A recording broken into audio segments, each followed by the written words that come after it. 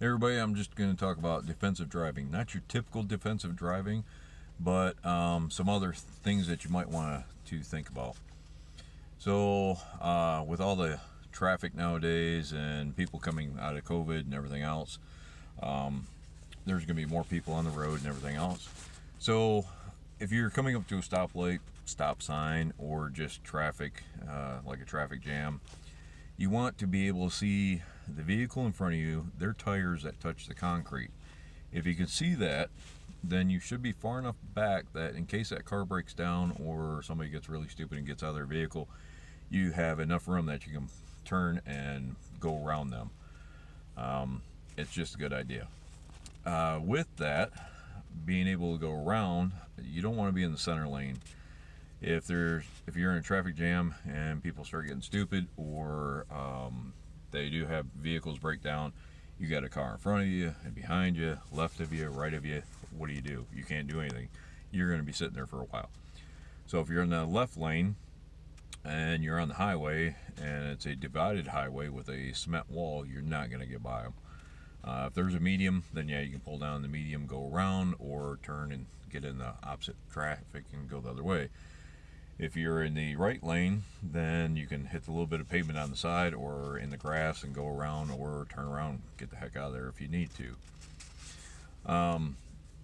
So keep looking at my notes. Didn't want to forget anything. With being able to sit somewhere and with your car running, the air conditioning's on, everything else, you're using up more gas. Be aware of your range that you can go. Are you going to be able to get there? Can you at least get to the next gas station? You should always be paying attention to your fuel gauge. All right, so if anything happens and you're like me, I do have my weapon in the car. If you don't, no big deal. But if you do, make sure you have access to that weapon. If it's strapped to your lower back or on your hip and you got your seatbelt on, you can't get to it very quickly. If I usually pull my weapon off and I stick it in the door panel beside my door. Yeah, it's my left hand, it's my weak hand when I'm shooting. But if I need to put it out the driver's side window, it's in my left hand, and I can either shoot over my shoulder backwards, or I can shoot forward if I have to, or I can switch hands and I can, go off to the right side of the car and shoot that way if I need to. It's just something to think about. If you don't know about weak hand shooting, look it up. There's plenty of videos on the YouTube and everywhere else. Get used to shooting offhanded. All right, so that brings up if you ever do get pulled over by the police with a weapon in your car, do not escalate the situation. If you roll down your window just a couple inches, and all right, the police officers, they have enough crazy people out there. They deal with enough idiots. Do you really want to push them any further? Roll your window all the way down. What's the big deal? Roll it down. What are you afraid of? They're going to jump you and pull you out of the window? All right, they're police officers. They pulled you over because they saw something wrong, or like me, I get pulled over 3-4 times a year easily. Always have been, ever since I got out of the service. I got pulled over because they thought I robbed a bank. I was matching the same vehicle. I got pulled over another time, harassed for about 2 hours because I was matching the description, and my vehicle matched the description of a cop killer in Detroit.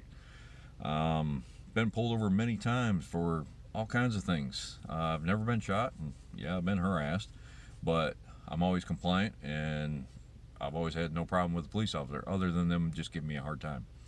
So, back to if you have a weapon in your car. So before the officer comes up, some of them come up on you pretty quick. Most of them, they take a little bit. They run your license or whatever. I will take my gun out of the door and I will clear it, and I will put it on the far end of the dashboard away from me on the passenger side, especially if there's no passenger there. I put the magazine on the dash right in front of me. The gun is over on the far side. The slide is locked back, so when they just look at it, it's clear. They know it's clear.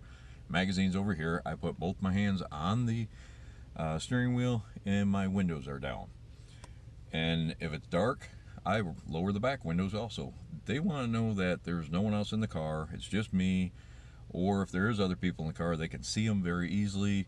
Sometimes you can't even see the officer. All you see is, like, just barely an eye and part of a nose looking at you. You're looking around, it's like, man, that's impressive. You can barely see me, or I can barely see him. I'm sure you can see me pretty well. So it relaxes them. I've never had a problem. One time my door, I got pulled over. Yeah, I was speeding. I got pulled over. I was doing I think I was doing 80 and a 55.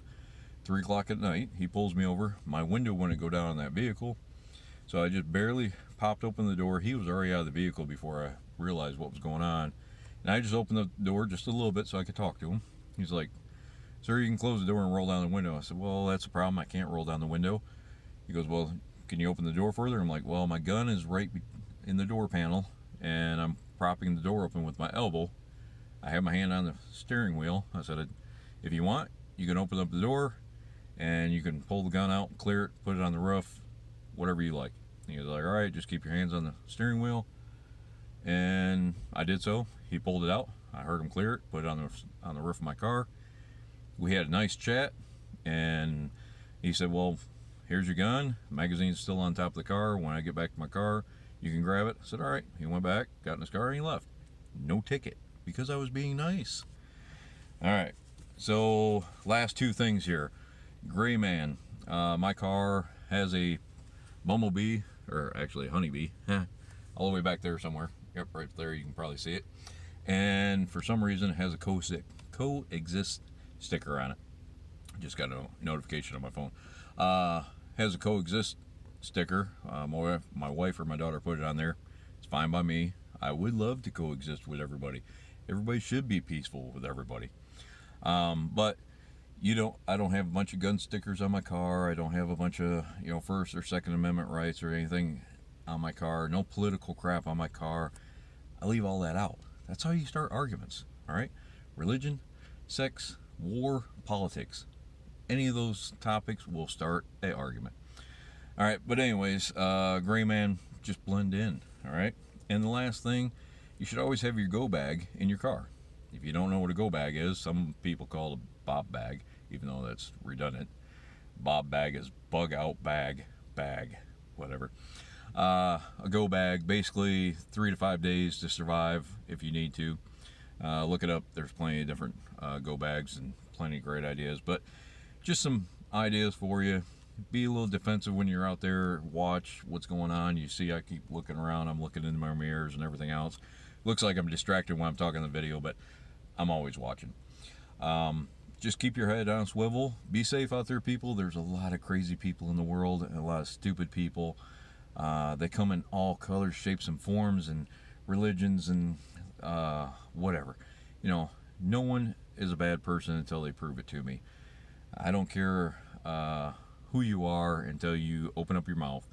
Then I either like you and I get along great with you and we have a blast, or you're a complete idiot and then we have a problem. But most of the time I just leave you alone and I don't even talk to you again. So take some advice, people. Don't worry about the color of somebody's skin. Either it be white, black, purple, green, whatever. It doesn't matter, okay? It's who's inside that matters. All right, but there is a lot of stupid people out there. So watch out for them and have a great day. Be safe, have fun, and always love your family.